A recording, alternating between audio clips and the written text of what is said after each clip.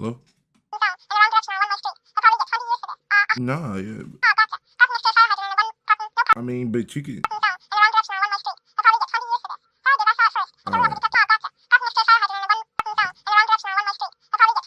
Cool.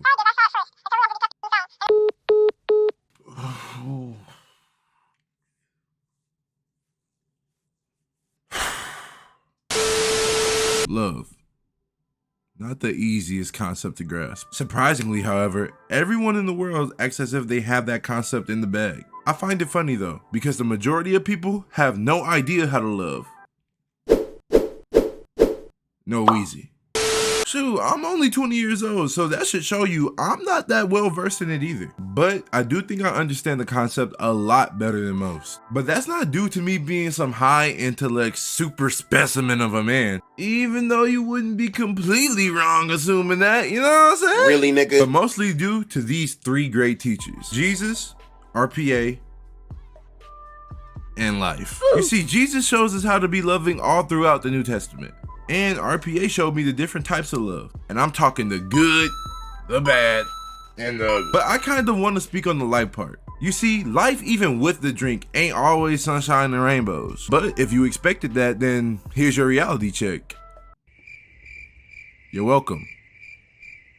Look, I don't know y'all's story, so I'm gonna stick with mine. I never been the type to hide anything, so I'm gonna just jump right into it. At a moment in my life, I was too loving. I let certain people talk to me and commit certain acts against me that I would never let anyone do now. And FYI, some of them acts were egregious. See, it never went to the most extreme, but they definitely knew how to ride that line. Me being foolish and viewing love how most people view love, especially Christians, decided to endure that constant mistreatment, you know what I'm saying?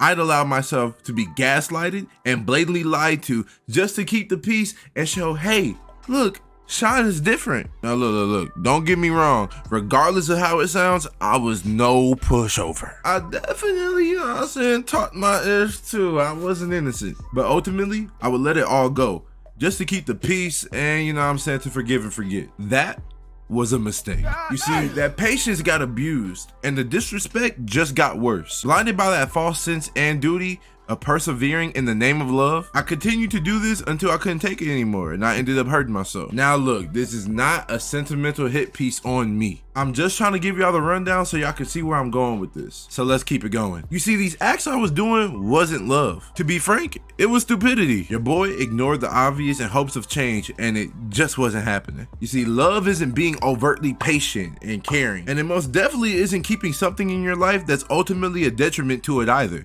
But see, due to how we've allowed the world to mold our perception on what love is, we tend to do it wrong by default. It's in our nature, I know. But the cold truth is, time and sentiments don't fix everything. The fact of the matter is, life comes with ups and downs, and we all know that. And I do believe we should all give things time and try to salvage things. But that doesn't mean drain yourself and bend over backwards for that situation or that person. But the unfortunate truth is, once we're blinded by our flesh and our emotions, we tend to fall into that. We really don't know how to get out of situations. So by way of ourselves, we end up in a time loop of stress, anger, and hurt. But hold up, how does this relate back to God? Well, it's simple. Without him, we just can't do it properly. It's like trying to ride a bike without the wheels, and the handlebars, and the pedals, and the gears, and the— we get it, nigga. Damn. Facts. Right, damn, nigga. So all right, my bad. Swear to God. See, love is a barren road without Christ. Like a Wi-Fi signal in the dead zone, there's no connection, just frustration. It's like you never really know how to love. Sure, you may do kind things and even sacrifice certain aspects of yourself to maintain the false feeling of it, but in reality, it's ultimately fake. This spreads into all corners of your life that love is an essential part of. Let's talk about relationships, for example. Without Christ, you don't really know how to fall in love. And in return, can't. But I would suppose this helps avoid the stress of falling out of it. Regardless, this affects relationships, causing either abrupt endings or the two just never quite seeing eye to eye. This explains why marriage rates are at an all-time low and divorce rates are at an all-time high. It's because the majority of them weren't centered around Christ. So how can you expect two people to love one another when they've been stigmatized by society's form of love? The fact is, you can't.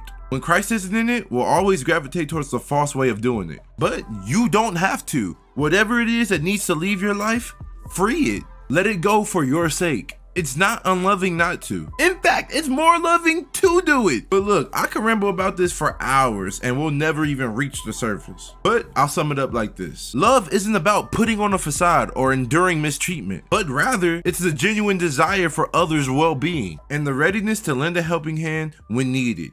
No strings attached.